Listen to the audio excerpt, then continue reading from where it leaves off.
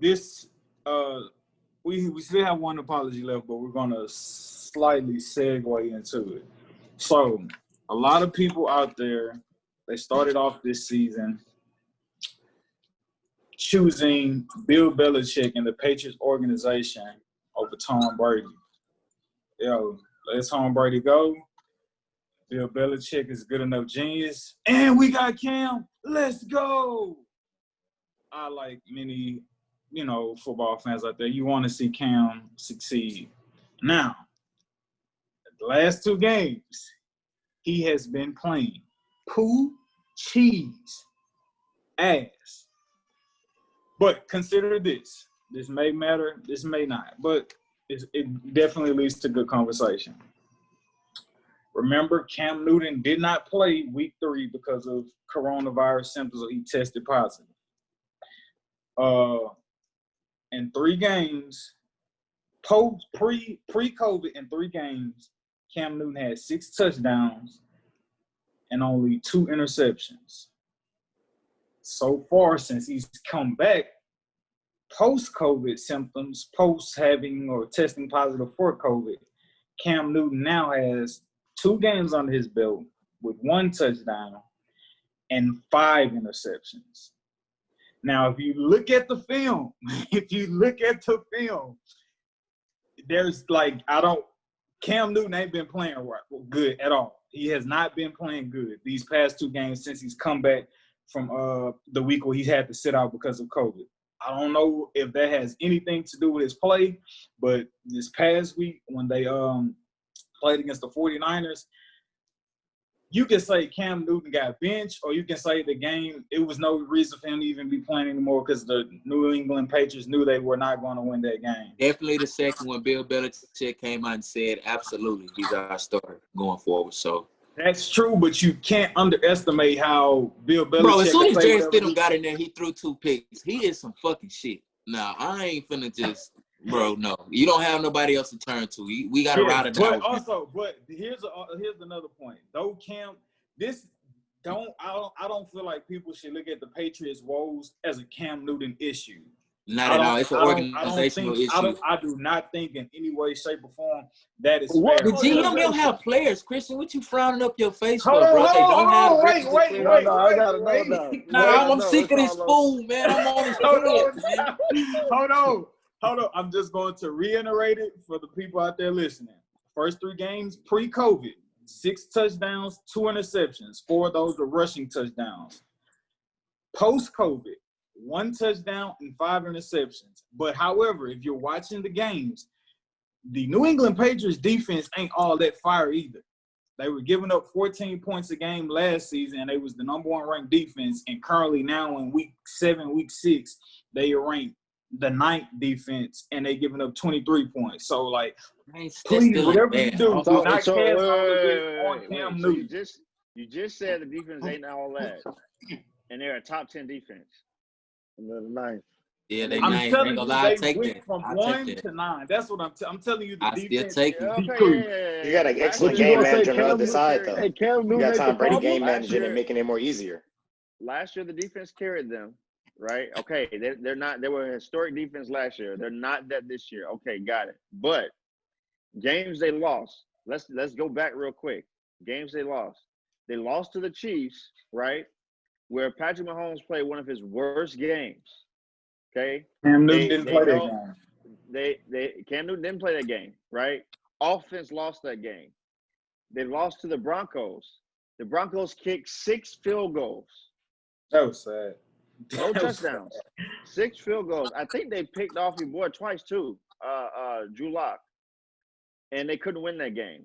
Then this past week, they ran up against the greatest offensive mind that the sport has ever seen, in my opinion.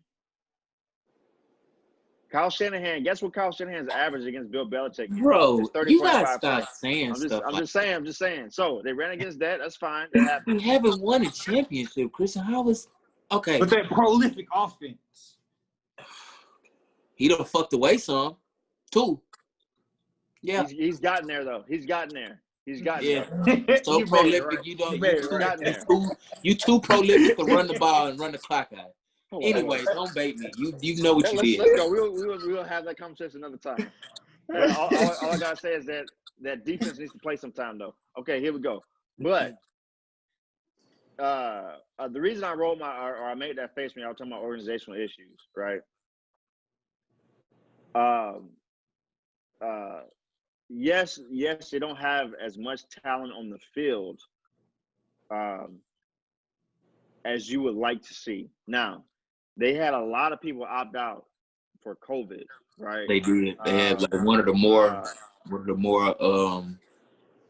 presently impacted rosters due to players opting out for COVID. Yeah. So you had that. So coming into the season, they had guys that they were hoping to be a part of that defense that was historically good last year that are not there.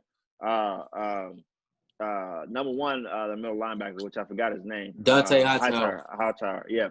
And so and their safety. I forgot his name too there. But so they have issues there. But offensively, they can't throw the ball. I have no idea what's going on. I was watching right before the podcast. I was watching the broadcast of the this past game.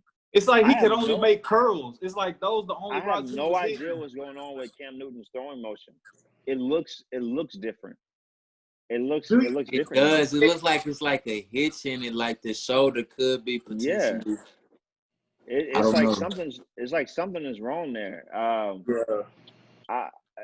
I have no idea what it is. I'm not a quarterback guru, so I can't tell you exactly, what looks wrong, but it looks different. Dude, like, I know this is speculation, but like the reason I was just talking about like pre-COVID, post-COVID, like, do y'all think, I don't know, like that could have any effect on we don't know the severity of how bad it was or if it was anything at all. Do y'all think it could have anything to do with this play? Not to give him a cop-out, but it's like just a little bit chemistry. I mean, you got to be around your players, be around certain people. When you have that stuff, you do have to get quarantined. So I mean, it doesn't give up to all of his game, but it does pinch it a little bit. It's a pinch. Like I could see him possibly going like 500 on touchdowns or interceptions, but not a complete disaster like he has been doing. When was Cam Newton ever a good thrower of the football? He's been hold up now. He's been a good thrower of the football. When he was in North Turner system that year in 2017. Exactly. We're talking about this. The guy talking about and the MVP year down the field. And 2015 MVP year. Bro, he hasn't been this bad. No, hold up now. He hasn't been as bad as what he is right now. He's been a pretty good thrower of the football, bro. Now he hasn't been the most accurate quarterback in the league, but he can throw the football. And I think it also does. He's not back to back. If these were spaced out, doesn't accuracy matter? I said he's not the most accurate, right? There's a difference between being the most accurate. He's not Aaron Rodgers, okay? But he's not Blake Bortles. He's throwing the ball like Blake Bortles right now. So I'm saying he has some chips. He definitely in his past. I wouldn't go that far, but bro, that thing look bad, bro. Yeah, no, he definitely has some ill-advised throws that had nothing to do with him being pressured or course. This is like he just threw in the dirt or couldn't make them reach or overthrew. I started that off by talking about some people chose Brady and went to Tampa. How you say it again, Christian? Tampa Bay, and some people felt like we don't need Brady. We got Bill Belichick and so on and so forth. So like with how and right now also the Patriots are 2-4, something that has not happened in a very, very, very, very, very, very. It's 0-1 when Brady took over, I think. So. Like, do y'all think how the Patriots, how bad they are right now? Do you think that is a testament to how great Tom Brady is, considering he's flourishing where he's went? Is it that like, damn, it looks like Tom Brady been holding that together for so long, or is it that just like you say, players opted out, new year? How do y'all perceive that? I think I'm gonna start this off, and I'm gonna say no on the Tom Brady front, just real quick, because I get tired of this. Let me tell you the difference between what Bill Belichick and the Patriots are going through versus what Tom Brady is going through, right? We're comparing apples to oranges. the Patriots lost what everyone considers the GOAT, right? Whoa. I don't like the way you said that. Okay, they lost the GOAT, right? Okay. A guy who is definitely a top 10 quarterback in the league. Okay, definitely top 10.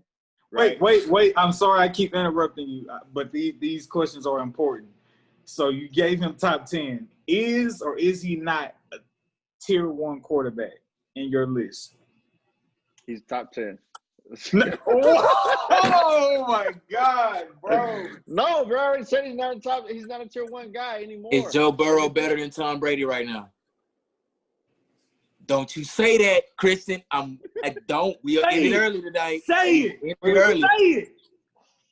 I fucking dare you. That's been all, ladies and gentlemen. This is the podcast. We have wrapped this up. Tom Brady right now. No, Joe Burrow is not better than Tom Brady right now. Okay, I had to think about it though. Though Joe Brady, in my opinion, is still tier 1. So I have a funny way of measuring it. But Tom Brady went to a great situation. He went to a great situation. Any quarterback would want to be in that situation. You got to remember also, too, hey, guess what? Jameis Winston threw 33 touchdowns in his offense last year. He had 5,000 yards passing in his offense last year. It's not like he went somewhere to, let me go carry the team. This was a great unit last year, except for, snap, they led the league in turnovers. That's what he went to. The Patriots lost a top 10 quarterback who went to a great situation. They lost 8 players, more players than anybody else from COVID, and then they replaced a top 10 quarterback who has been the GOAT for 20 years in that system, right? With someone who had questions coming into the year. There's a reason. Everyone wants to point to, they did Cam wrong. Listen, there's a reason that the whole league was like, I don't know about Cam. And we're starting to see it right now. So when you have somebody back there that can't throw, and this is a passing league. I think it's a culmination of things, Christian. Oh, you said he now it's not because it's like what you said, right? So when the defense isn't that prolific, right, that can mask up a lot of your errors, and Tom Brady knows he has a prolific defense, so what do? They run the ball, they dig and dunk, a lot of passes behind the line of scrimmage, a lot of screens, a lot of flares, a lot of wheel routes to the running back out of the backfield. Okay, that's how his completion percentage was able to flutter and hang around 65% or so on Tom Brady last season. And even still, it got him to a first-round exit, in the playoffs. If you look at the pieces around Cam Newton, he doesn't have any outside talent at all. I mean, I wouldn't argue with you. Shaquille Harry can't get open. Julian Edelman is a has-been. I'm sorry to tell you. He's washed. He's riddled by injuries. They don't have anybody on that offense besides Cam who can legitimately you look at and just be like, hey, we need to play right now, this time, this game, in this very second. I need you to deliver. We can't look to nobody on that offense. Maybe James White. I can't say this though. Just real quick. I think now, does he have great talent outside? No, he doesn't. I think Josh McDaniels can do some very different things with N'Keal Harry and put him in spots that can make him actually look good. I don't think he's not doing it right now, which I think he needs to take a page out of Kyle Shanahan's book of what he does with Deebo Samuel and Ayuk. But I'm just talking about what he does with those guys. I know you don't like him. It's okay. But I do think Damiere Byrd, because every game I watch, Damiere Byrd is actually getting open in a lot of stuff. And I think that you have a few times a game where Cam Newton is not getting in the ball. And he's one of the faster guys on their team. He ran a 4.28 type guy. So he did not run 4.28. Hey, hold on. What did I see the junk at? I saw the junk here. Hold up. Official 40 times? No way. Sedacious, what is your sentiment about Cam Newton? No, I've always felt like he was just a one-trick pony with his legs. I never felt like he can get down, read the defense, call an alert, change the play. I never felt like he's a Peyton Manning type or was going to be a Peyton Manning type quarterback. That's what I look for in a guy when he plays quarterback. Can you be Peyton Manning with legs? And because that's what the prototype is. That's what Russell Wilson is. He's a Peyton Manning with legs. And if you Everybody, Russell Wilson ain't just hopping into the league every year. That's a generational type ordeal. Maybe the second coming under Kyler, potentially, possibly. But Russell Wilson? Yeah, K1, Kyler Murray is definitely a baby Russell. He's showing attributes and he's showing flashes. I thought you said Russell Wilson was the second coming to Kyler Murray. No. I did not say that. I said Kyler is a baby Russell Wilson. Hey, real